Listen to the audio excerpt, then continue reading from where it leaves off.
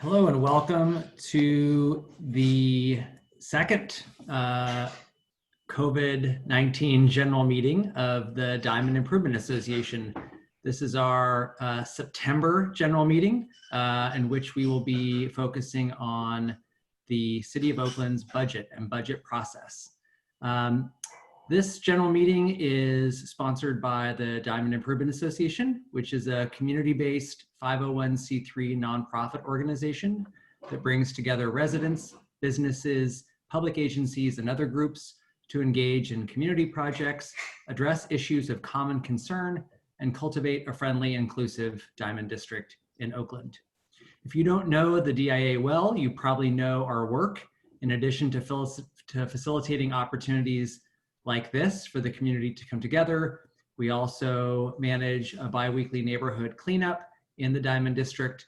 We fund public art and other community benefit projects throughout the neighborhood and organize a number of community events every year, including Dimond Lights and the annual Oktoberfest, which will be returning this year in a new format. So stay tuned for more on that.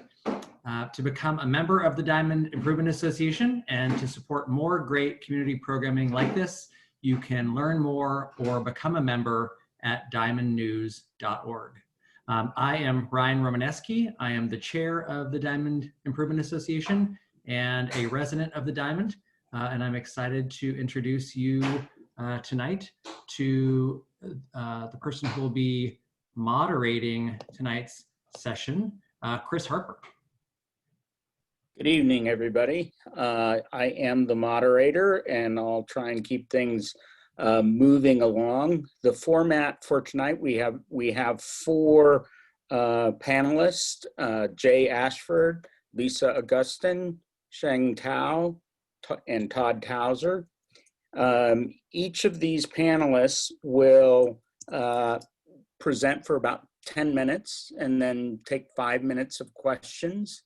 And after the four, we'll have about 10, 15 minutes as time allows for general question and answer. And so let me start by introducing Jay, who will be the first panelist. Jay Ashford is the current chairperson for Oakland's Budget Advisory Commission, a body composed of 15 appointed citizens from across Oakland who advise the city council and mayor on budgetary matters. Previously, he served on Oakland's Community Policing Advisory Board and Public Ethics Commission. He is the owner of Ashford Technology Solutions Partners, an Oakland-based consulting and training firm offering services in the areas of project management, business analysis, and business process management. He resides in Oakland's Dimond District and currently serves on the board of the Dimond Improvement Association. So, take it away, Jay. Great. Thank you so much, Chris, and thank you, Ryan. I want to thank everybody for being here tonight, including our panelists. You can give me just a moment. I'm going to share with you some slides. Bear with me. Okay. Minimize this. Put this down here. Hopefully everybody can see my screen. So as Chris mentioned, I'm the chair of the Budget Advisory Commission.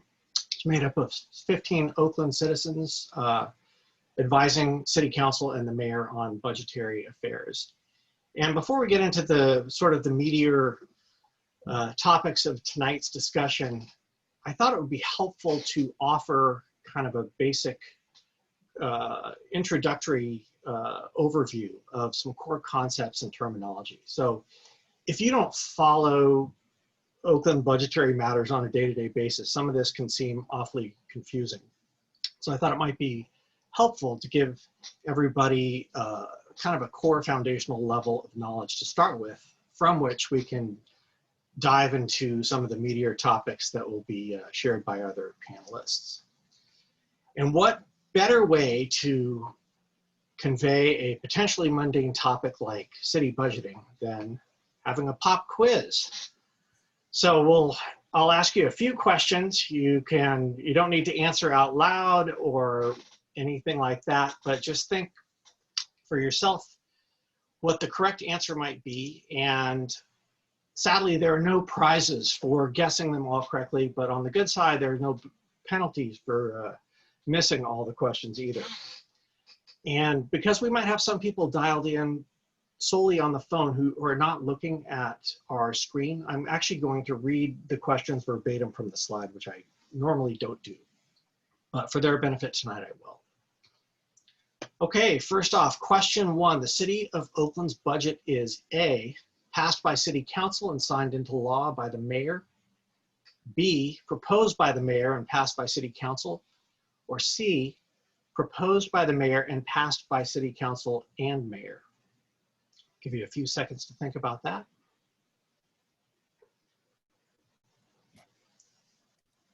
And the most accurate answer is answer B. So the city's budget is proposed by the mayor and passed by City Council. As you can see in the graphic along the bottom here, the mayor introduces the budget.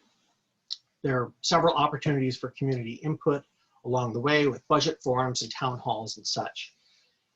And then the council will make amendments to the proposed budget and deliberate amongst themselves. And by June 30th of every odd numbered year, they need to pass a balanced budget. Jay, I'm going to interrupt at this moment and just remind all our participants that we have the Q&A feature running. And so if you have any questions at any time, you can click on the Q&A button and ask them. And a major part of my job is just to organize those questions as the evening progresses.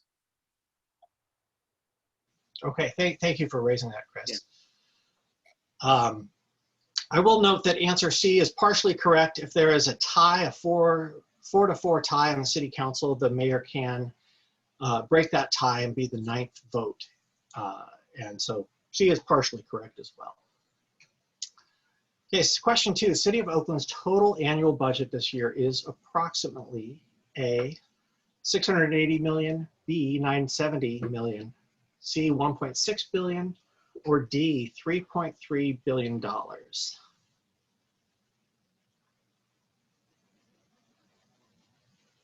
The most correct answer is answer C, so it's about $1.6 billion across all funds. As you can see on the bottom lower right there, the general purpose fund is about $680 million. Restricted funds total about $970 million, adding up to about $1.65 billion. And if you're looking at the screen, you may be saying, what is that big yellow asterisk down on the lower right? This table was published late last summer after the budget was adopted. This is pre-COVID. And so in 2020, this year, the City Council has had to adapt pretty significantly to a pretty severe shortfall of approximately $120 million and look for equivalent cost savings to offset that drop in revenue this year. Okay, question 3. The City Council has discretion over approximately what percentage of Oakland's total budget? 30%, 40%, 50%, or 65%?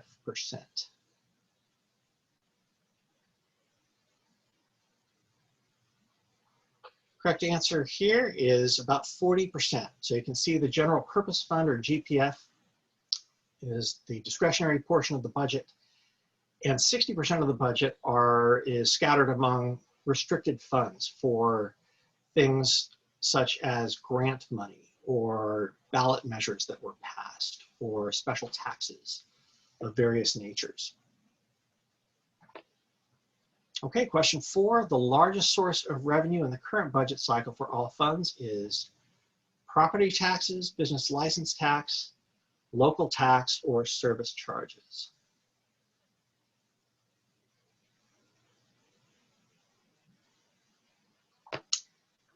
And the answer is service charges, although it's very closely followed by property tax and local tax.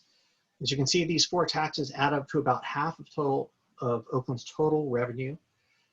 And service charges are made up of things like franchise fees paid by utilities to the City of Oakland, parking meter revenues, services provided to the Port of Oakland, rental income of city facilities, and a handful of other things.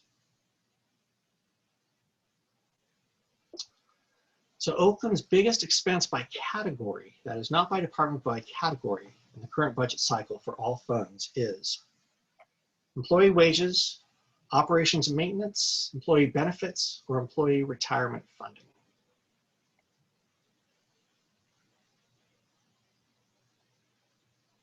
Okay, and as you can see here, perhaps not surprisingly, the biggest chunk of spending is on employee wages. And if you add the approximately 33% of employee wages, add on employee benefits and retirement obligations, the total spend is about 55% of total budget.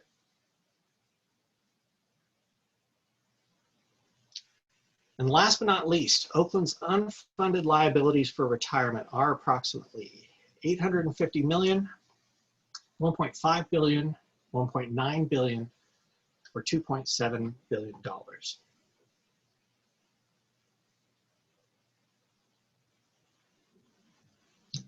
The answer here is D, $2.7 billion. And you can see here kind of a basic breakdown of this on the right-hand side with the 3 active retirement plans. CalPERS makes up most of this, or at least half. OPEB, or other post-employment benefits, primarily retiree healthcare, makes up about an $850 million shortfall. And last but not least is PFRS, or Police and Fire Retirement System. This is a closed plan for police and firefighters who were hired, I believe it was prior to 1980. To this day, or at least as of last year, this plan still pays out benefits to approximately 550 retirees and another 250 beneficiaries. So about 800 people in total.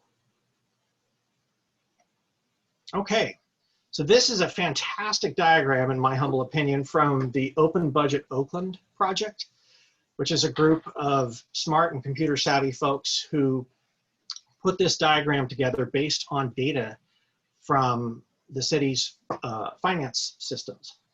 And you can see here on the left the various categories of revenue and the relative size of those revenues, how those revenues flow into either the general purpose fund or into one or more restricted funds, and then how those funds flow through to the various departments of the city. And you can see the relative size of the expenditure across those departments. I just want to wrap up by talking briefly about pensions. I think most people understand the basic concept behind pensions, where active workers set aside a portion of their wages, put it into some sort of investment plan or a nest egg, which grows over time and hopefully provides comfortable retirement or income in retirement years, rather. There's 2 basic flavors. The defined benefit plan is prevalent in mostly public organizations today, and it's considered kind of a traditional pension plan. The defined contribution plan is more like your 401ks, your IRAs, your SEPs if you're a self-employed person. And those, unlike the defined benefit plans where contributions are pooled together, in the defined contribution plan, each employee's account is managed separately. Okay, a little bit more about the defined benefit model. I share this with you because I think it's important to understand the dynamics at play here and some of the decisions that need to be made and trade-offs that need to be evaluated. So 2 of the key actors here are a public sector employer, such as the City of Oakland, the County of Alameda, State of California, or a number of others. And of course, their employees. So the employer, of course, gets its revenue from taxes and fees and service charges from taxpayers and residents, both public and private sector. And the employer needs to pay its employees a competitive wage and benefits so that it can attract and retain talent. Now imagine, if you will, a communal water tank. This is slightly hokey analogy, but bear with me here for a bit. Contributions come into the retirement plan from both the employer and the employees. The employees is typically a fixed percentage of their wages. And on the other side of that communal water tank is a giant spigot that provides benefits to the retiree population. And over time, of course, as you know, the retiree population gets on in the years and goes gently into that good night, the ranks are replenished by those folks who are approaching retirement age. Now, there's a few key factors in here that have significant influence on the flow of money through this system. First are the revenues coming into the employer, and that has a significant impact on wages and benefits that can be paid to employees, has an impact on how much money can be contributed to the retirement plan. And last but not least, of course, the services that the public agency can provide to taxpayers and residents. Second significant influence is labor agreements. So this is an MOU, or Memorandum of Understanding, right? An agreement between the City of Oakland, for example, and the various unions whose members make up a majority of the City of Oakland's workforce. That has a significant influence on, maybe not directly on wages, but certainly on things like raises that are negotiated for employees year over year.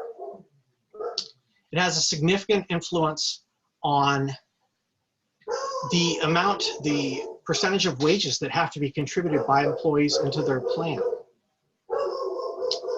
Also has a significant influence on the accrual of retirement benefits over time. Jay, can I interrupt? Is that your dog barking?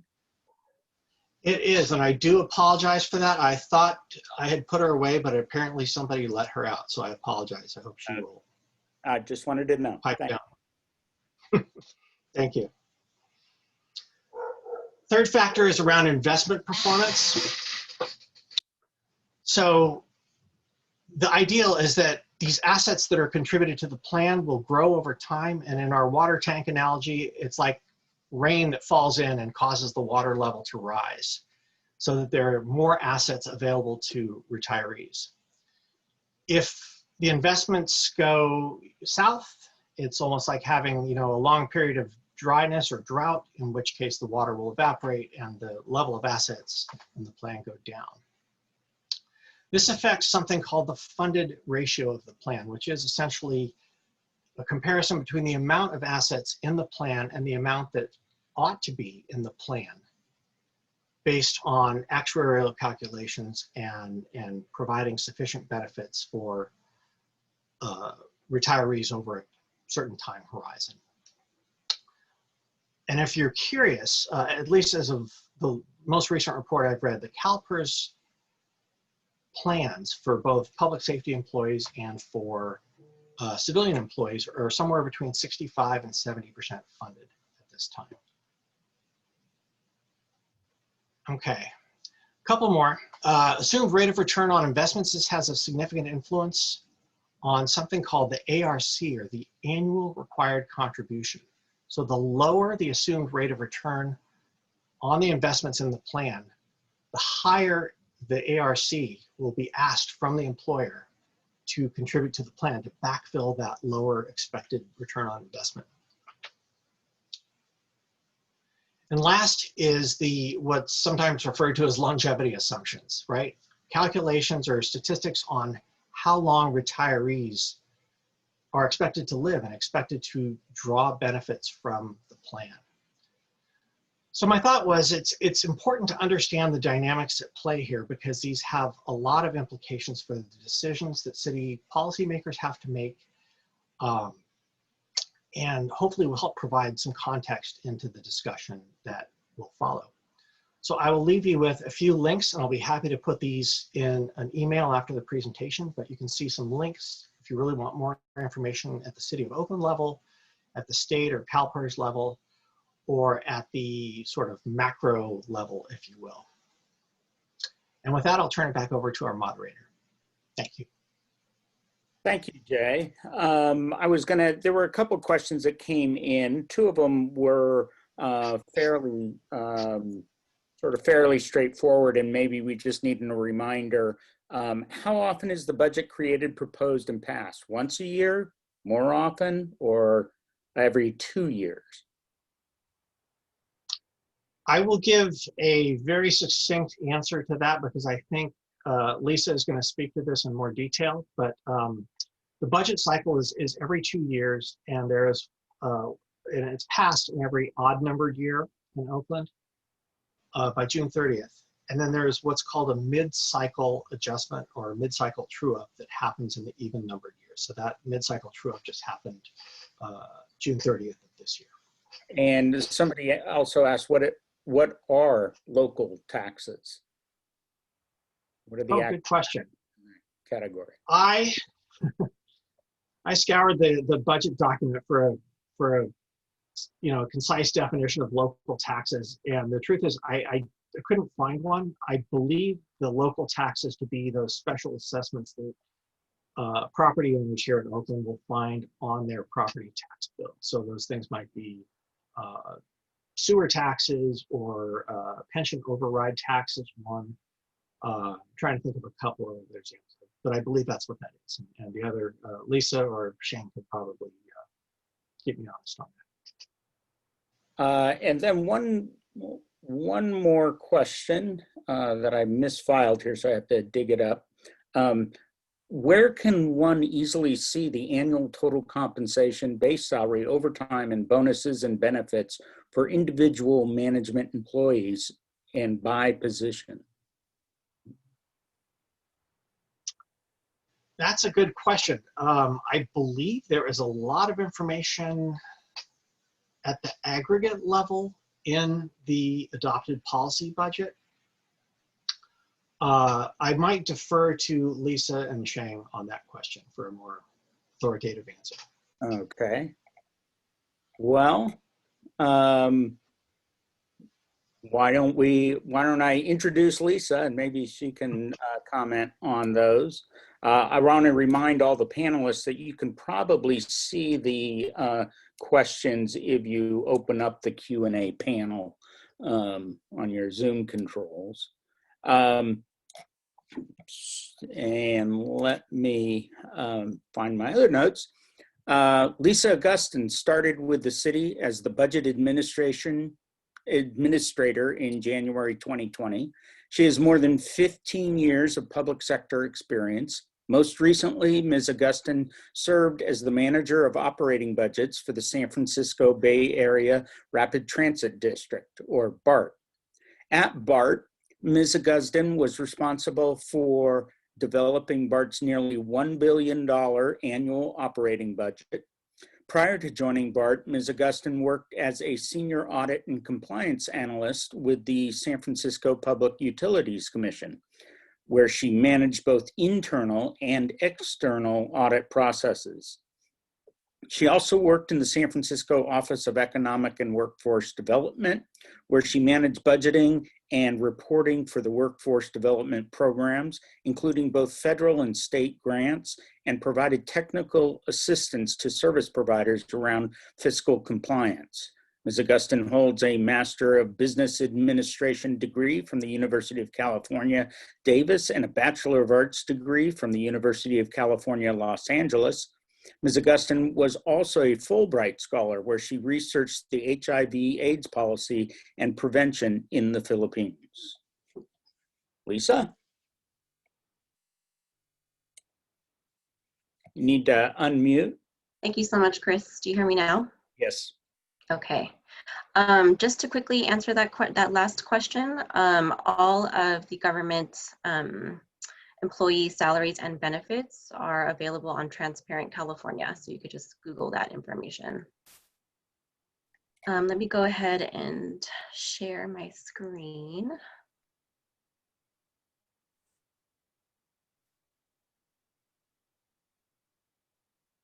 Okay, do you see my screen? Yes, I do. All right. Okay, so before I start, I just want to give you all a little bit of background on me. So like Chris said, I started with the city just a few months actually before COVID hit, and I've been here about 8 months. I am an Oakland native and a product of the Oakland Public Schools, so I feel really lucky to now work for the city and community that raised me. And I've been really, really impressed over the last several months with my fellow city workers and city leadership as they've come together to serve the community and in the face of this year's really difficult and unprecedented challenges. So thank you so much for having me. All right, so I just want to give you a quick introduction to the Budget Bureau. The Budget Bureau is a small team made up of 2 managers, including myself, 8 budget analysts, and 3 accountants. And unlike some other municipalities, Oakland has only one central budget office, which is housed within the finance department. We are responsible for the development and implementation of a balanced and fiscally responsible 2-year budget, which includes facilitating the biennial, as Jay mentioned, the 2-year budget, and the mid-cycle amendment. So this includes as well managing budget controls and changes throughout the year. We are also called upon to provide ad hoc analysis related to the fiscal impact of policies, programs, and services.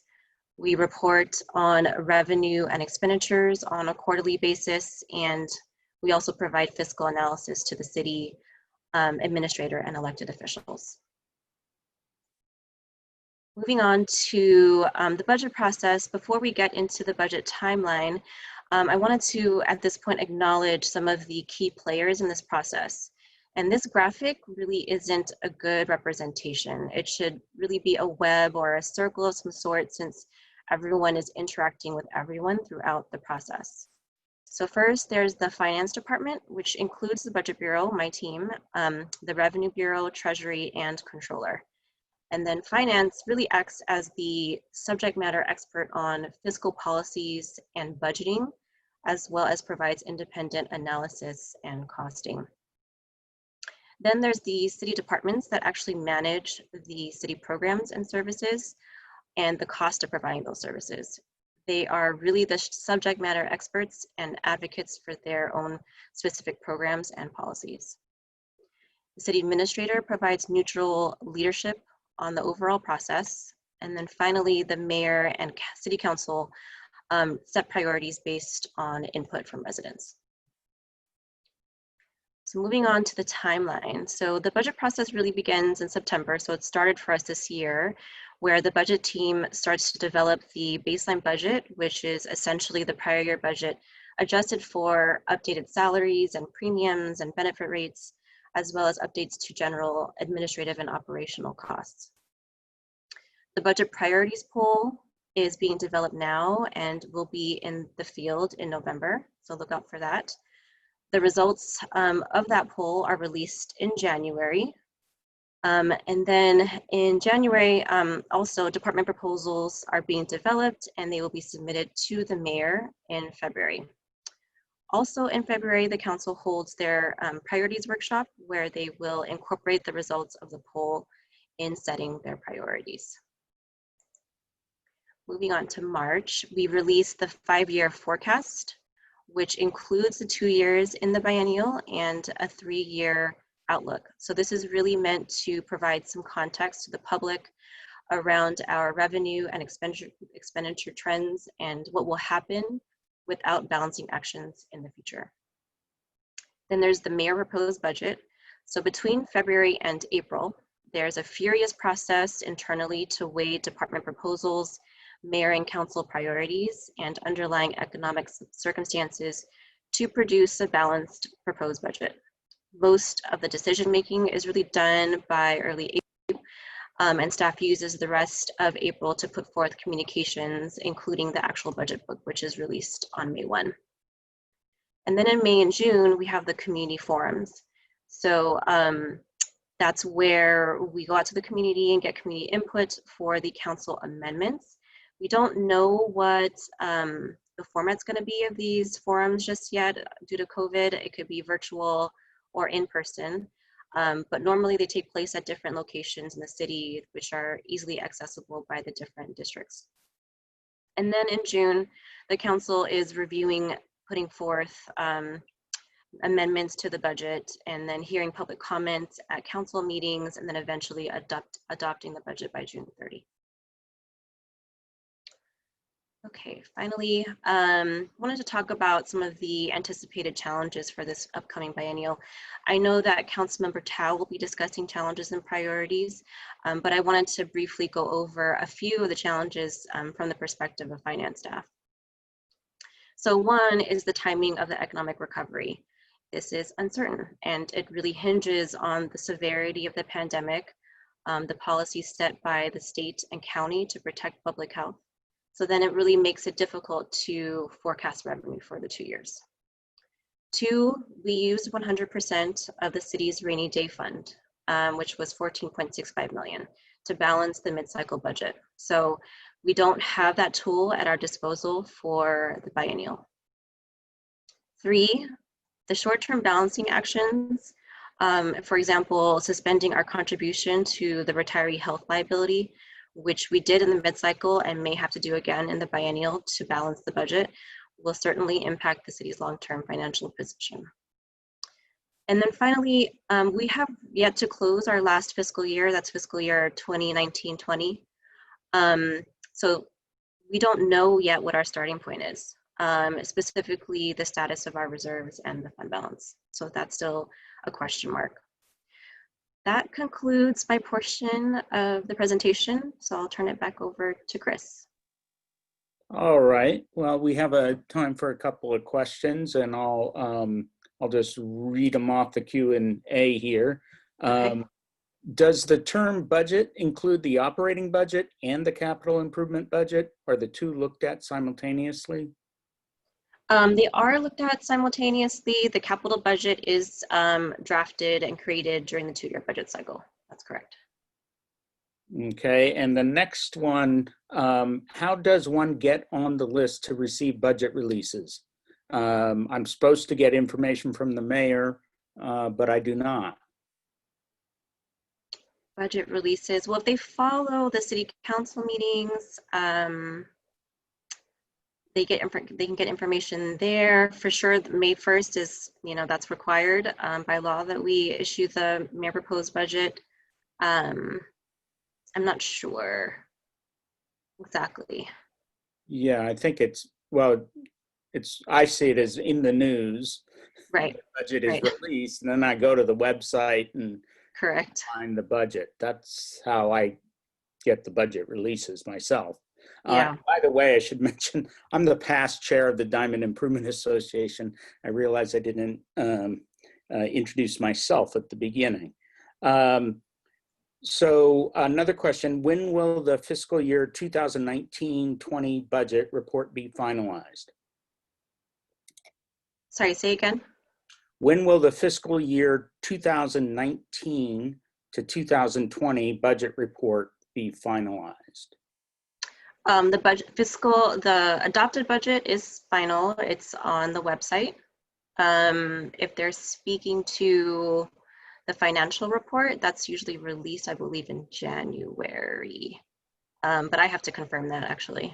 Mm-hmm. Okay.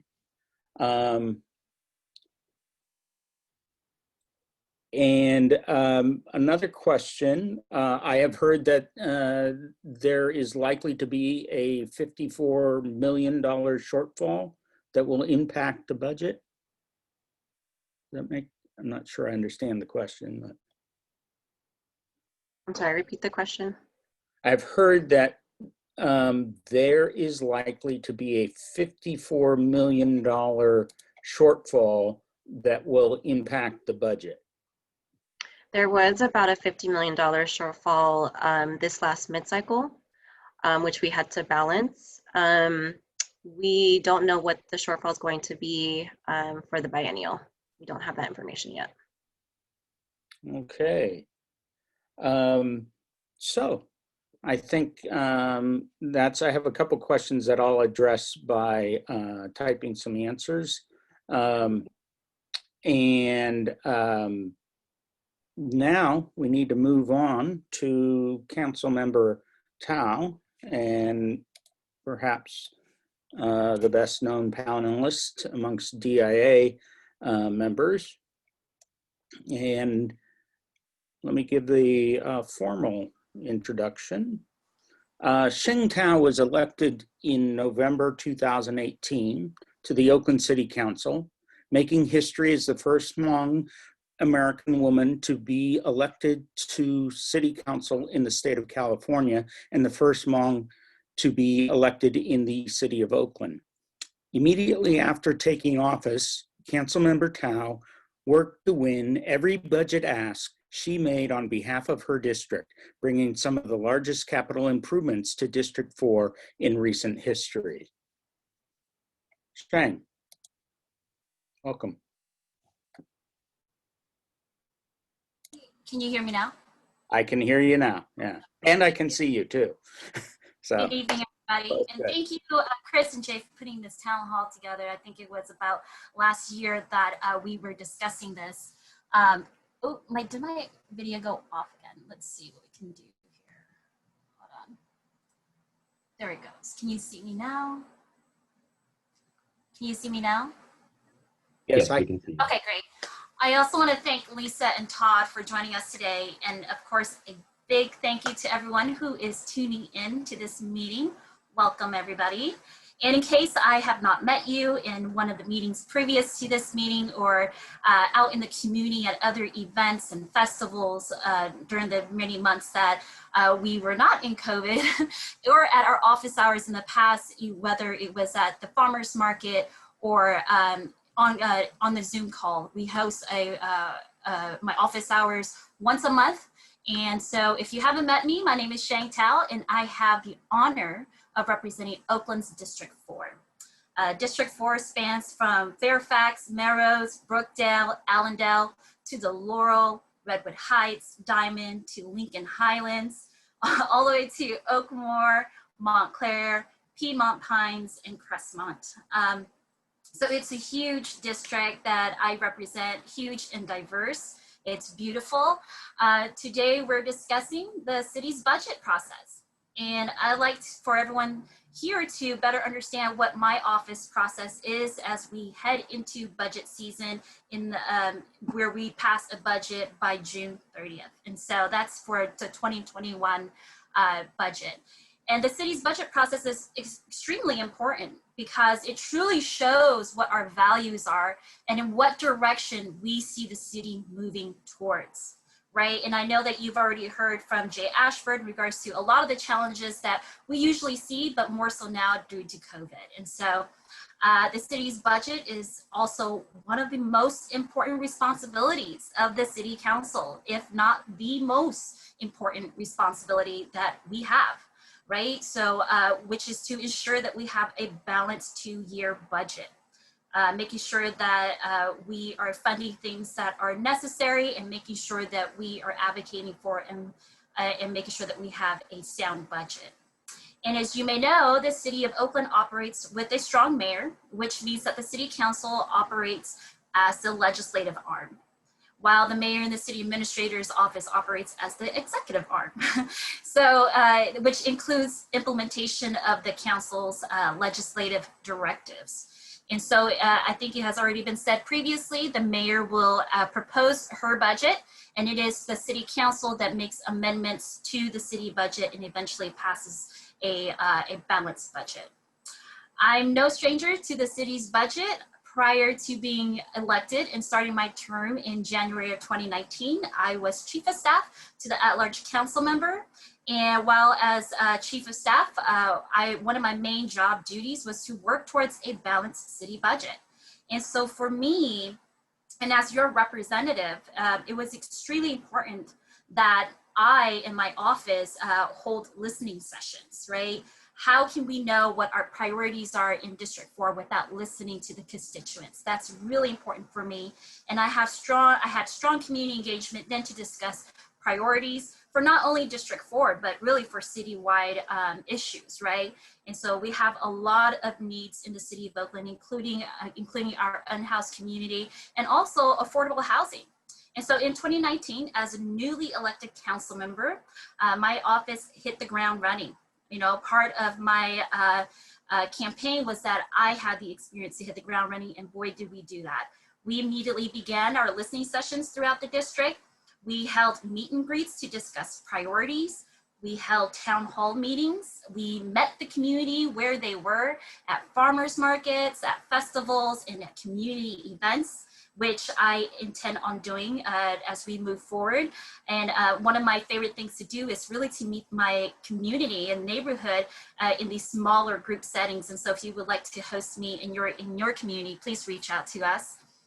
Through these engagements, my team and I were ready to go into the budget season with a strong sense of what was important to District 4 residents and in which direction we would like the city to move in and move towards. And that is why we were able to fight for and win double the dollars that was proposed from city staff for street paving. As we know, our streets are about 80 years behind in its paving status. And so we were able to fight for double that amount in street paving. To ensure that our streets, our worst streets recover, and our streets that are of high use for our schools, and including streets that would be used in case of emergency, such as a wildfire, or would be adequately paved and be safely utilized by our community in these instances. And so that was a really big win for not just the District 4, but for citywide as well. We also fought for quality of life issues, you know, and so we know that, you know, it's, basketball courts and parks and what have you really increases the quality of life. So we fought for funding to renovate the Dimond tennis courts. You'll see that coming up soon. A pickleball court. We fought for updates, in some cases renovations to our city recreation centers, such as Allendale Rec Center, the Redwood Heights Rec Center. We fought for repairs for failed heating. You know, a lot of people don't know, but there's some failed heating systems at our rec center. So we fought for repairs for these failed heating systems for our children across the city, including here in District 4, the Dimond Rec Center. And, you know, for me, I'm a single mom, and it's important because our children should not have to go without heating in our city-owned facilities. We fought for public safety infrastructure in the Fairfax and Melrose area. Just this past year alone, we've seen at least 3 pedestrian deaths in this area. And so we cannot stand by, and I will not stand by and do nothing. And so during the budget cycle, I fought for and won funding for safer streetscape implementation in that area and space. And so that's something that I am currently working on with city staff and the community in regards to implementation. And I'm really excited about that because it will be some life-saving measures and metrics. At the citywide level, we fought for more funding for our unhoused community. We fought for another zone-based illegal dumping crew. We know that there's a lot of illegal dumping in Oakland throughout the whole city, including on Skyline. And so we fought for another zone-based illegal dumping crew. We fought for safe routes to school implementation, funding towards our climate action plan, and funding for our animal shelter, and so much more. However, we are here this year, and you know, going into the budget cycle, there will be challenges in this upcoming cycle, along with the usual politics that create these challenges already. But due to COVID and other circumstances, we have projected deficits, and we will be making cuts throughout the budget in this upcoming budget cycle. And so, although the last budget season, we were able to think about quality of life issues and what can we fund and what have you, this time around we're looking at cuts. And so, as with every action that is taken by the council, the budget requires 5 votes of the city council. It's an 8-member council, and the mayor will be proposing the first draft of the budget. And so, as with any great democracy, as representatives of our respective districts, there will be budget asks that align with us all. And those are going to be the quote unquote easy, you know, budget lines. However, there will be budget asks that will not align with some of us. And so that's where there's going to be challenges. But I see this as a collaborative opportunity, and it is what makes our diversity so strong. And I am a pragmatic leader, and I will always, always work alongside with my council colleagues and the mayor to get to a resolution that makes sense, especially during these hard times where everyone is feeling that pinch. With that, I am so grateful every day to be able to represent all of you in my district and to be leader here in this beautiful city of Oakland. I do not take that for granted at all. The budget process is hard. There are so many important and necessary issues that need funding in this beautiful city. And I take pride in co-leading in partnership with you all, with the community. I see myself as co-leading in this leadership with you all, the people that I represent. And that is why my office will again be hosting multiple community listening sessions in regards to what our District 4 priorities are for the City of Oakland. And you'll see that our listening sessions will be throughout this district to hear your thoughts on budget priorities. So please stay tuned for those dates. And if you haven't already signed up to receive my e-blast, please do so by emailing me at sthao, that's STHAO, at oaklandca.gov. Once you email me and say you want to sign up for my e-blast, then we'll put you into the e-blast. And I know that there was also a question in regards to when will you receive the mayor's proposed budget? If you email signed up, then we also send out the proposed budget when it comes out as well. And if you want to, you can also follow me on my social media platforms at Sheng for Oakland, that's FOR Oakland. And so I'll leave it there for now and open up some space for some questions, and I'll go back to Chris. Thank you for having me. Oh, thank you, Sheng. So I've got a couple questions. We're doing really well on time, so I'm just going to slow down and breathe a little bit here. And one of these questions is a pretty big one, and I wanted to remind the other panelists that if they want to contribute, they can. The other thing I was going to point out to the people asking questions is that we will have a transcript of the question, and it's likely we will put up some answers to many of these questions on the DIA website, dimondnews.org.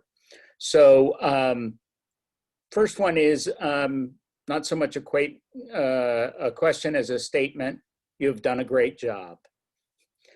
Then the question is, what do you see the approach to the cuts to be, and how deep might they be? You need to unmute. It's still muted.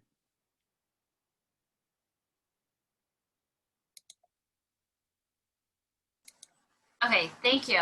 Sorry, Chris, you have to unmute me. You won't allow me to unmute myself. Okay. I'm letting Thomas do that in the background. Yeah, no, absolutely. You know, the cuts are going to be deep, and they're going to look like, you know, service cuts, to be honest, right? And so I know that we have this new task force around reimagining what public safety looks like. However, when we went through our mid-cycle budget, it was just a shift in how we budget and how we took, you know, money from one place and moved it and shifted it to another. And so that's actually not even any cuts. So when we talk about cuts and when we come in, you know, we're looking at, I believe, you know, the mayor's office is going to be asking the various departments, you know, to come up with a list of like maybe even a 10% cut or even more. And so, you know, it's going to be our department directors who are going to give us advice in regards to what kind of cuts we need to see. But I am hearing, and maybe Jay may know a little bit more, but I am hearing that even with the COVID projections, the lower projections, what we have actually seen is that projection was a little off, that our revenues that are coming in are actually lower than expected. So, you know, just brace yourself for that. It's going to be hard. It's going to be difficult. Jay brought up, you know, the whole, you know, we're also going to go back and negotiate again with our unions, with our employees. And so that's going to be hard as well. But, you know, everybody is feeling the pinch, and we need, and I truly believe that we can get through this together. And so, you know, we just need to make some tough decisions. All right. So this one is a little more precise. What will the impact of the commitment on the OPD that was made by the City Council be? Well, we have like I said earlier, we have a task force. So the Reimagining Public Safety Task Force, which is co-chaired by Councilmember Bass and Councilmember Taylor. You know, they're meeting with a group of people that each one of our district, each one of us, we have actually chosen a person to represent the district. And also the mayor has a seat at the table, as well as youth organizations and what have you. And so through that task force, they will be making recommendation, because they will be working hand in hand with OPD as well. Okay. And then other sort of particulars here, you might say. This one's a rather long question, but I think it's worth listening to. I understand that Oakland has the highest, or one of the highest, residential property taxes in the state. New taxes are passed at nearly every election. Given that city leaders express great concern about housing affordability, why isn't there more concern for the burden on the homeowners? The higher the property taxes, the less affordable home ownership is. Absolutely. You know, this is something that has been dear to my heart around, you know, when we go out and ask our property owners once again for another tax, you know, I don't take it lightly at all. For instance, in Measure Q, there was a huge threshold in regards to what exactly are the property owners going to receive, right? If you don't have a list of what exactly the funds are going to fund, I cannot in good conscience vote for this. And so for me, it's really about the details in the language and what it's going to fund. I am not supportive of any broad language measure, as it can be used to fund other things than what the voter may be voting for. And, you know, and so being very clear and being really precise in regards to what exactly we're asking our taxpayers to fund, our homeowners to fund, is important to me. And not just that, but trying to shift away from this regressive tax structure is going to be important as well. You know, I truly believe that we may have to move towards a more progressive tax structure, and that's something that I am currently working on. Okay. The Oakland Library budget was reduced by more than $2 million during the current budget cycle, even though its budget is less than 2% of the 1010 budget or 2020 budget, maybe a typo there. The library has continued to provide services to communities, even though its buildings are closed. For example, the library has fulfilled almost 400,000 digital checkouts and more than 100,000 items since sidewalk pickup started in June. Will you make the library a priority in the upcoming budget process?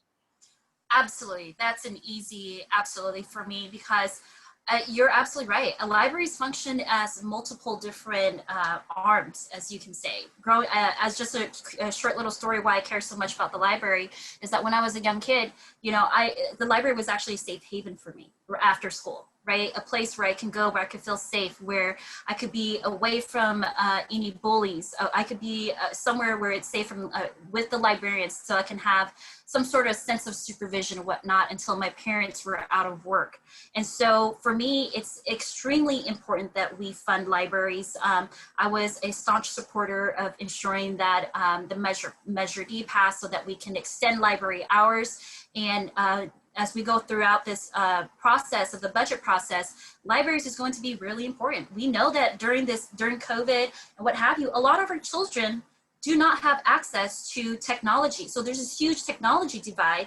And guess what? Our libraries provide technology, right? Including hotspots. I know that our libraries have been super involved when it comes to our kids and really kind of filling in that gap. And they have offered hotspots and offered, you know, these easy checkout standards or what have you. And so it is so important for me that we continue to fund our libraries. All right, so I'm getting a number of questions here. Some I'm going to save for the general question time at the end, but I'll ask one more for you, Sheng, because it goes back to a previous question. I am horrified to learn that the City Council is still deciding how Measure Q funds will be spent. How did that measure get on the ballot without a detailed expenditure plan? Yes, and so how ballot measures worked is that so So let's be very clear. The ballot measure, Measure Q, there's only certain areas that that ballot measure would fund. And so, for instance, it funds the parks. It can fund things like park ambassadors.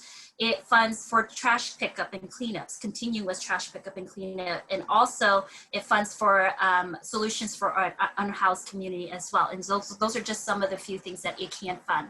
However, after and if the ballot measure is passed, then it's always that after that point, we work through an ordinance. And then the ordinance will be the active language that we need to carve out that matches our language that we passed on the ballot measure to really give the details in regards to what it'll actually fund. But it can only fund those areas that we put into the ballot measure.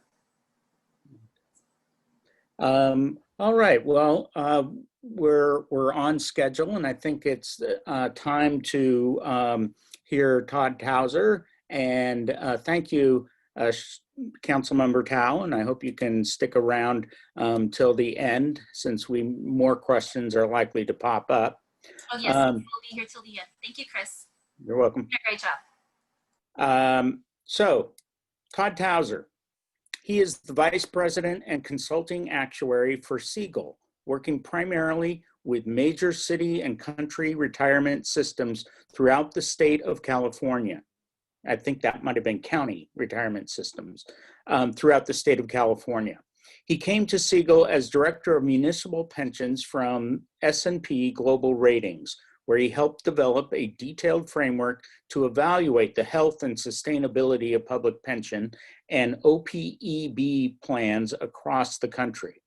Prior to S&P, he was a senior pension actuary at CalPERS, where he worked for almost 10 years and was heavily involved in asset liability management and risk mitigation. Mr. Tauzer sits on both the board of the, oops, lost my notes here, just a second. Mr. Tauzer sits on the board of the California Society of Municipal Analysts and the University of the Pacific's Advisory Board for their actuarial science program. Finally, he is active in leadership with the state of California, serving on both the California actuarial, you'll have to help me with that, Todd, advisory panel as the Assembly Speaker's representative and as a member of the California State Auditor's High Risk Advisory Team for local governments. So I'm excited to hear what Todd has to say. You there, Todd? Yes, I'm here. Okay. Let me... Take it away. You're working up a presentation there or something? Yeah, I'm going to show a few slides here, and you can all see the presentation. Yes. Okay, perfect. Man, I thought Councilmember Thao, her presentation probably could have gone all night. There was so much interesting information that she had to offer. I feel like a bit of the odd man out here, but I'm happy to be here. So thank you for having me. As mentioned in the introduction, I spent a number of years working at CalPERS. I had 5 different positions there. Before I left, my main focus was working on the health and sustainability of CalPERS. So that was the focus, and that's what S&P Global Ratings, the rating agency, brought me on to do, was to evaluate municipalities and understand what their pension obligations were, what trajectory the contributions were heading over time, and was it going to be sustainable, was it well managed? And so I evaluated that across all 50 states. And then just recently I moved on to Segal, and as said, I work with county and city plans across the state of California. So what I'm going to do here, it's kind of a step back from the previous presentations. I'm going to be less focused on Oakland specifically and more on pension trends that we've been seeing. I'll start at the state level, but then I'll dive down in some of the largest cities too. And of course, we can dive into more specifics and questions at the end. Most of the information I'm going to use is data provided by S&P. They have a great database to look into these types of things, but that doesn't mean that I'm speaking for them or representing them in any way. I'm certainly not at this point in my career. So just to make that clear. So let's see here.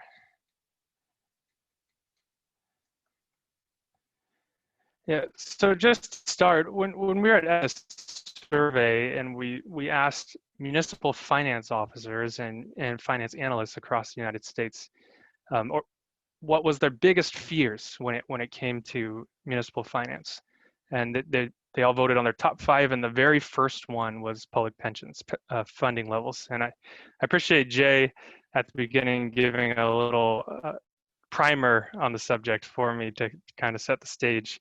But that's exactly what my focus has been, and that's why S&P hired me, was because of the concerns of benefits and public pensions. So looking at states, this is a map of 50 states. We're looking at state level plans. So for example, in California, that would be CalPERS and CalSTRS kind of aggregated together.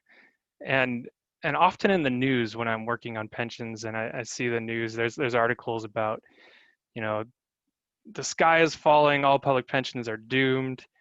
COVID has hit, all pensions are doomed again. And what bugs me so much about that is it lumps everyone in one bucket when there's a great variety of pension funding out there, from very poorly funded plans to very strong plans. And just looking at this map, you can see the dark blue, the darkest blue is less than 40% funded. So they're projected to have less than 40% of the assets that they need on hand to meet benefit payments. And that's a tough position to be in, but it's also important to note that there's only 2 states on the map that are in that position out of 50, so 4% of states. And then you move into the next bucket, which is 40 to 60% funded, also not very well funded, pretty low. But there's also only a handful in that solid blue category. In fact, the vast majority of states are in the 61 to 80% funded, which is the lighter blue, and then almost the gray, that the above 80% funded pension plans. And you can see California here in that 61 to 80% funded, as Jay had mentioned. So during my time at S&P, we spent a lot of time analyzing the worst funded plans, but I had the unique opportunity to do a research paper and look at the 5 states that had the best funded pension plans in the nation, and to research, you know, what were they doing right? Why were these plans so well funded? So you can see them listed out here. And it was interesting, some of these states, they had implemented, you know, cost sharing mechanisms between the employers and the employees. Pretty much all of them had implemented pension reform, but the stark observations that were uniform across these 5 states, there were 3 of them. One was all 3 of these had lower than average discount rates, which means they were projecting more conservative asset returns in the future. And so they were building in those assets early because they weren't anticipating as much in the future. And the second one was they had what we call generational mortality projections. All that means is they were looking out into the future again, anticipating that people are going to be living longer in the future and preparing for that ahead of time. And then the final thing is what I would call shorter amortizations. All that means is the unfunded liability has to be paid off over time, kind of like a mortgage. And they shorten those windows, but pay off their unfunded liabilities faster. And it's kind of counterintuitive because the first 2 metrics, the lower discount rate and the mortality projections, both of those are conservative metrics, which makes unfunded liability go up. It means they're anticipating more liability, and it decreases funded ratio initially. But because they recognize them upfront and then work to pay them off through their amortization payments, that combination of conservatism has put them in a really good place. And so not only are they the best funded today, but they have quite low costs because they don't have a lot of, you know, pension debt, if you will. They don't have a lot of unfunded liability that's going to be hiking up their contribution rates. The opposite is true for the bottom 5. You have all 5 at the bottom have history of various forms of deferring contributions necessary to fund the plan. And it's either through simply refusing to pay, which is usually not possible within California, but in some states it is possible, or choosing some kind of contribution requirement that doesn't effectively deal with the unfunded liability and still allows the unfunded liability to grow. And so because of those practices over time, they have not only declined significantly in terms of their funded status, but their contributions have increased dramatically over time. Here, it's a bit of a complex graph. This is a metric that S&P uses. It's called the minimum funding progress metric, and it evaluates how effective a contribution is to a pension plan in any given year. So you can see that there's that green line at the 100% marker, and that's their minimum funding progress metric, and that looks at a contribution should pay service cost or normal cost, which is just the cost of everyone earning their next year's service in the pension plan. Interest on the unfunded liability is the second part, and then a small part of principal on the unfunded liability. They do 1/30 of principal. And you can see barely over 10 states even make that 100% marker. And many fall far short. In fact, the ones that have yellow bars over the blue are plans that don't even cover interest on the unfunded liability. So even as they're making contributions, their unfunded liability is growing over time. It's not a good place to be in. We call that negative amortization. And so here you can see California is, I've highlighted it here. Just a few years ago, California was more towards about 80% of the minimum funding progress metric, and it's been shooting upwards. And that's thanks to two things. One is, this is a mixture of CalPERS and CalSTRS, and on the CalSTRS side, they passed a funding plan a few years ago that ramped up contributions dramatically over about a 5-year window. And so that's been making their contributions more effective. And on the CalPERS side, they've also taken a number of steps, including most recently changing the amortization to 20 years and a level dollar, so it doesn't increase over time, amortization similar to a mortgage. So real quick, switching to cities, just a couple here. This is a chart of the 15 largest cities, and all I mean by largest is by population. You can see 4 out of the 15 here are in the state of California. And again, the first thing that sticks out is a huge variety in funded status for the pension plans of these cities across the 3 years shown here. From Chicago, that's just over 20% funded, up to Indianapolis, which is about to hit 100% funded. And for California, of the 4, 3 of them are doing better than the median, better than also the average. So that's good news for California in that sense. But if you look at, say, take Chicago, for example, it's at the bottom of the barrel here. They've had a history of deferring contributions, as I mentioned. And so what happens when you're so poorly funded over time is not only do you have this huge mountain to climb to fund the benefits promised to employees, but switching over to expenditures, you have Chicago. Here I have the yellowish orange is the pension contribution as a percentage of total budget. You can see for Chicago, it's over 30% of the total budget of the city. We saw for Oakland, pension was maybe around 12% or so, if I remember correctly. Chicago is much higher. And when you add in other fixed costs like debt service and OPEB, which stands for retiree healthcare payments, Chicago is nearing almost half of their total expenditures being in these fixed cost categories. But plans that have been more diligent in funding the plan and paying off the unfunded liability have much lower costs on the pension side. The other thing to mention here, it's not really our focus of the night, but on OPEB, on the retiree healthcare side, a lot of these plans are not pre-funded, which means as soon as a member retires, you just draw out of the budget money to pay the retiree for healthcare premiums, whatever's been promised to them under their contract. And so that means in the future, as more baby boomers retire and as healthcare gets more expensive, the light blue lines will be growing dramatically. The healthcare side of things will be expensive. The exceptions are places like Los Angeles, which has been pre-funding its healthcare, retiree healthcare plan similar to its pension, which is pretty rare. And so those assets are already mostly banked up and they're ready to pay retirees once they retire. So there's a significant difference there. And I've been seeing my chat screen popping up, so I'll use that to pop into questions.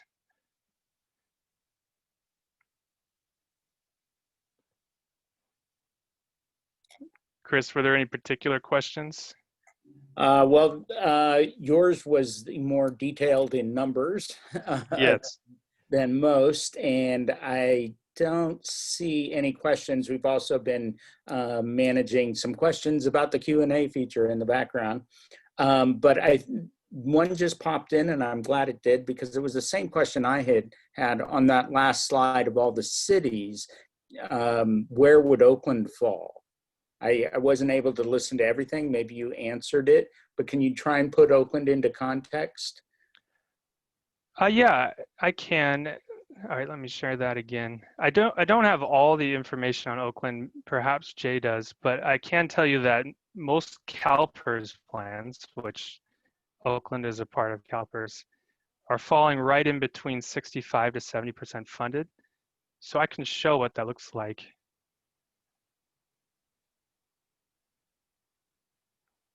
Here on this graph. So you can see the median is about 73% funded. So Oakland would likely be slightly below the median at this time. And I don't know, Jay, if you have more specific information than that. Jay? I was just going to chime in that if you can hear me, that the most recent reports I saw for Oakland's 2 active CalPERS plans had the funded ratio falling in somewhere between 65 and 70%. Yep, so that sounds exactly right. Almost at the median level. Yeah, things may have changed in the last few months, but. And of course, here on this other slide, Jay already presented just a summary of the budget. I think it was Jay, or I may be getting confused with one of the other presenters, but a summary of the budget. And within that, he had the percentage of the budget that went to retirement contributions and specifically to pensions. I believe it was 12%, if I'm remembering correctly.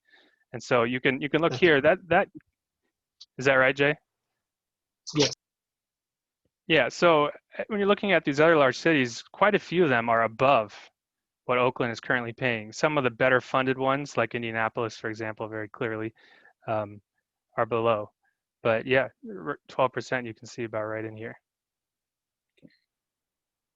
So another question comes in real life terms, what does it mean if a city pension system is only 60 to 70% funded? What bad things can happen and when will they happen? Sure. So, I mean, that's a great question because there's a lot that goes into a funded status. But essentially what that means is actuaries do annual valuations working with the pension system, and they're looking at the benefits promised and what members are expected to receive once they transition from being employees to being retirees. There's also calculations on how long they might live in retirement, so how long they might receive that benefit. That's all part of the valuation. And in the end, liability is simply a marker to say, if everything goes as expected based on these assumptions and calculations that we've done, you should have this much money today to be on track to fund all of those benefits in the future. And so that is exactly what a liability is you should have this much money today to be on track to fund benefits. And then we measure how much money we actually have, our assets, and the ratio of those two numbers is the funded status. So if you have 6 million assets and you have 10 million in liabilities, then your funded ratio is 60%. Okay. So that's just the overall picture of what that is. And what it means is whatever's left over, if there's 6 million in assets and 10 million in liabilities, you're going to have 4 million of what we call unfunded liability. And that's something that the city has to catch up on over time. And so that turns into essentially what we call in the pension world an amortization, but it's really just a mortgage of sorts. It's paying off that debt over time, and it's added to the city costs as far as their pension costs go, and that can get very expensive. So the more unfunded a city is, excuse me, the higher that unfunded liability will be, and then the higher the amortization payment will be. So more of the budget will have to be dedicated to catching up. So the city's annual budget or biannual budget, more of that budget is going to go to paying pension if we have those liabilities over time, and not paying for the parks or the library or whatever it might be. Right. Okay. And a related question to that, I see here, how are unfunded liabilities on pensions paid for? I'll add to that, well, that sort of depends on how the city council decides to, and the mayor decide to pay for it or work the city budget. Is that correct? Yeah, so I mean, for Oakland in particular, if we're looking at the CalPERS plans, CalPERS is going to do an annual evaluation. They're going to send out a report, and it's going to say, hey, here's what your contribution has to be next year to continue to work on funding these liabilities. And so you're going to have this contribution, and then the city is going to just deal with that along with all the other expenditures they have and figure out how to budget for it. So it's just going to be part of that process. So I'm going to do 2 more questions here that speak to your expertise, and then we'll take a small breathing break and bring everybody out back to try and answer. I guess it's just, unless I clicked wrong, I have another question generally. But to our participants, if you have general questions, we'll be getting to that in a second. But back to retirement plans, do you expect public retirement plans to move to a defined contribution versus a defined benefit? If so, when? What about Oakland specifically? That's a great question. That's been asked a lot over time. There was a time when in the private sector, most large companies offered defined benefit plans. And there were laws passed over time that changed the taxable status of those plans and changed how the liabilities were valued. There was a lot of changes over time, as well as change in demographics as far as employee makeup. And that kind of drove corporate pensions to the ground. There still are a few out there. In fact, I work for a private company that offers a pension, but there's very few compared to in the past. And so the question is, on the public side, is the same thing going to happen? And I think there are strong reasons why the answer is no, probably not.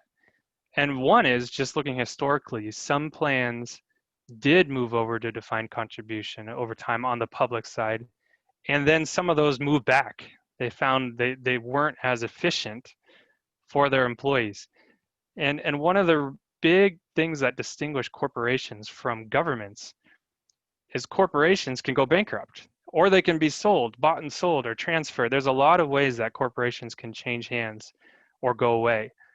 And because of that, there were some big examples in the past where corporations offered pensions to the retirees, didn't fund it very well, and then went bankrupt and the retirees were just left out to dry. There was no recourse for the retirees. And so that was one of the factors that played into public pensions being pensions being less popular on the corporate side. But on the public side, it's not really possible. First of all, if you're a city or a state, you're not just going to disappear. You're especially not going to be bought or sold or transferred to someone else. But even if a city goes bankrupt, in the cases that we've seen that happen so far, they've still managed to maintain their pension obligations. So there isn't that same danger that we saw on the corporate side in terms of just disappearance of promises that were made. All right. So hopefully our panelists can maybe sort of come back to the table and we can have everybody here for a few last questions. One that I've been sitting on for a while is related to this idea of how you get information about the city budget. So how will I get the information that a report is released and posted on the website? Seems to me I should be able to sign up and get a notice kind of thing. But maybe we could speak generally to, if you're very curious about the city budget, what's the easiest way to get that information or be notified that the information is available?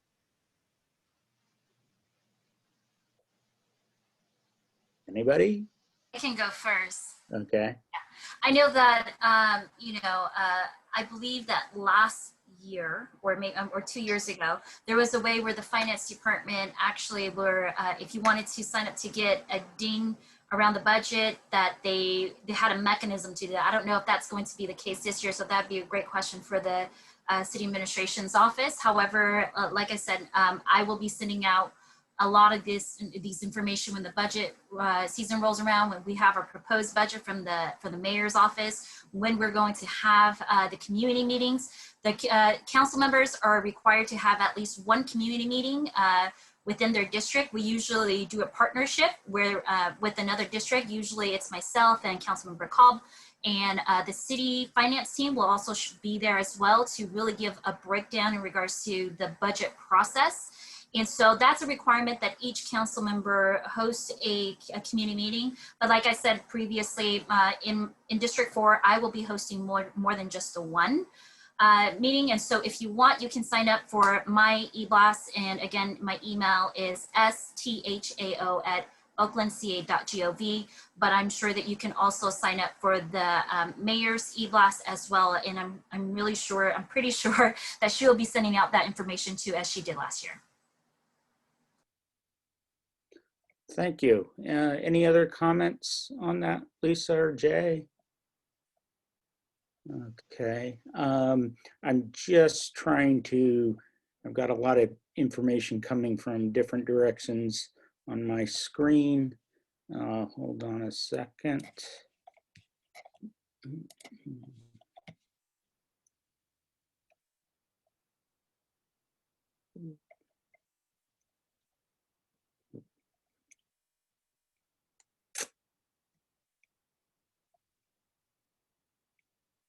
All right. I'll apologize right now since I'm getting a little overwhelmed here with questions, and we have limited time. So we're not going to be able to answer everything I see in front of me, at least live here during the Zoom meeting. But we will do our best to get answers up on the DIA website as soon as possible. But let me see. Let's go back to the sort of pension ratios, or that's not the right term. But so the question here is, so what level is considered trouble? If all goes well, and in the case of the stock market drop, like 2008, 2009, 2010, should we be higher than the 60% that Oakland is at right now? Yeah, so a couple of questions built into that. Just on the what level is considered trouble, that is the magical question that the public finance world deals with all the time, and there's no answer to it. But there's a number of factors that play into it.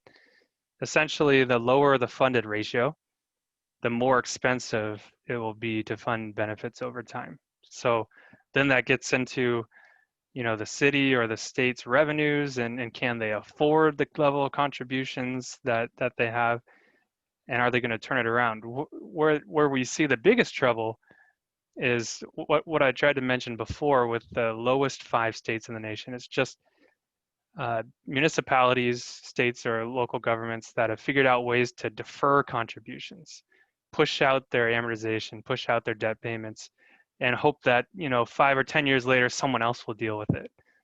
And then you get 5 or 10 years later, and the next group tries to do that too. And everyone's just continuing like, oh, this is too expensive. We have to push it off and push it off.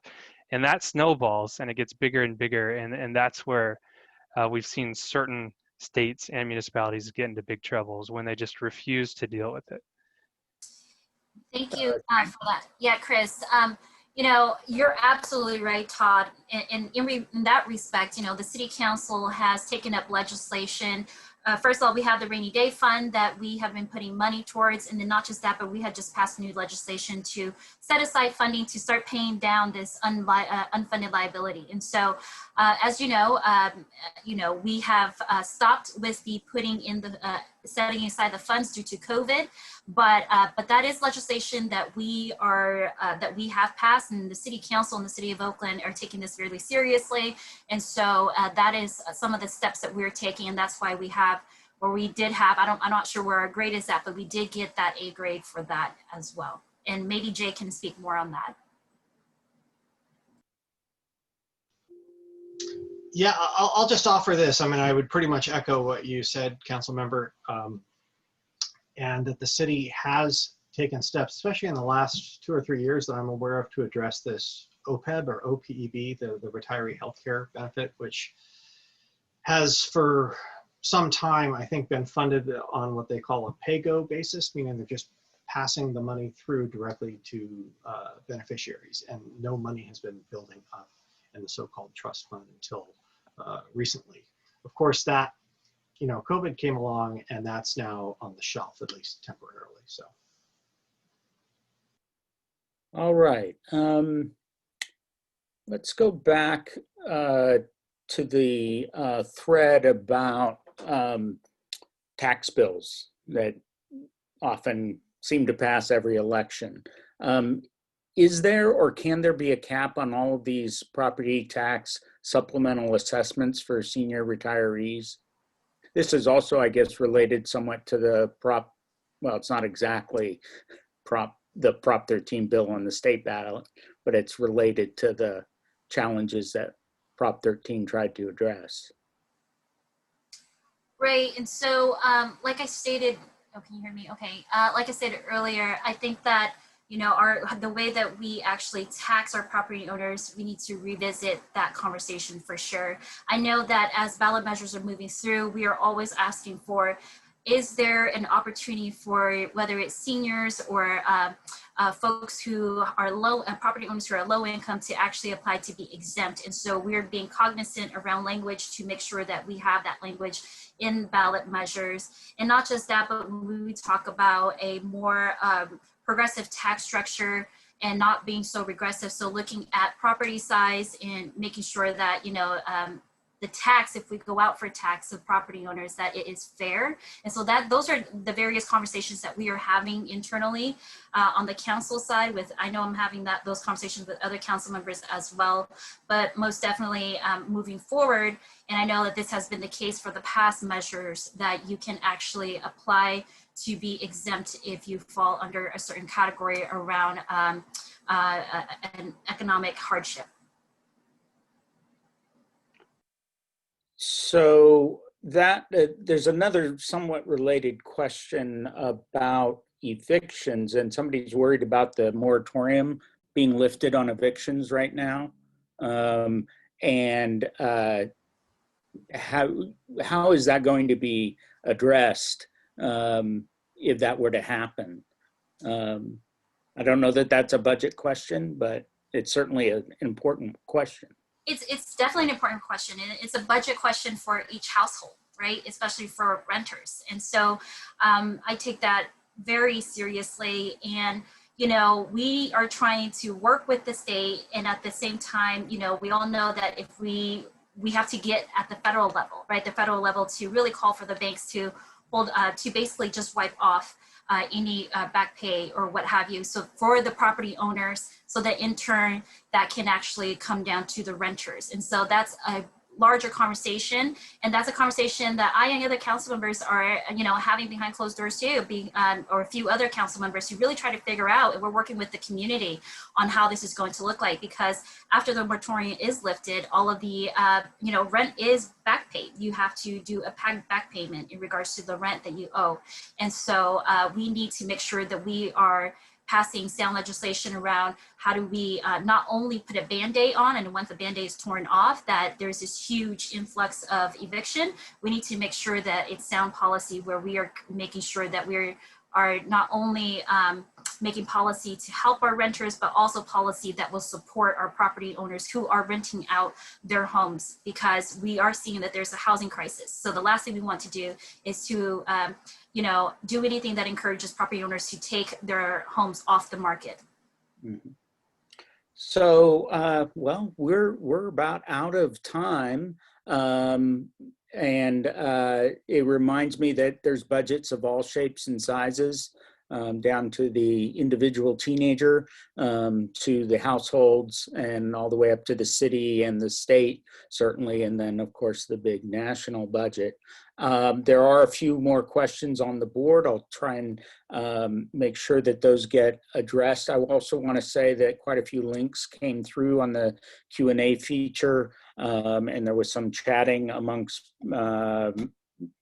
panelists or DIA board members that also had things there. But we'll put all this up on the dimondnews.org website when we're done. I want to thank Todd Tauzer, Lisa Agustin, Jay Ashford, and Councilmember Thao for a great discussion. It's wonderful to keep people informed and active and able to ask questions. And as the DIA motto says, involvement builds community. With that, I'm going to actually let Thomas have the last word. I don't know if Ryan's still here or not. I thought he may have dropped off. Thomas?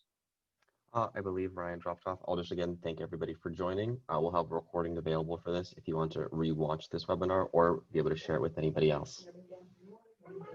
All right. And that'll be on the dimondnews.org website.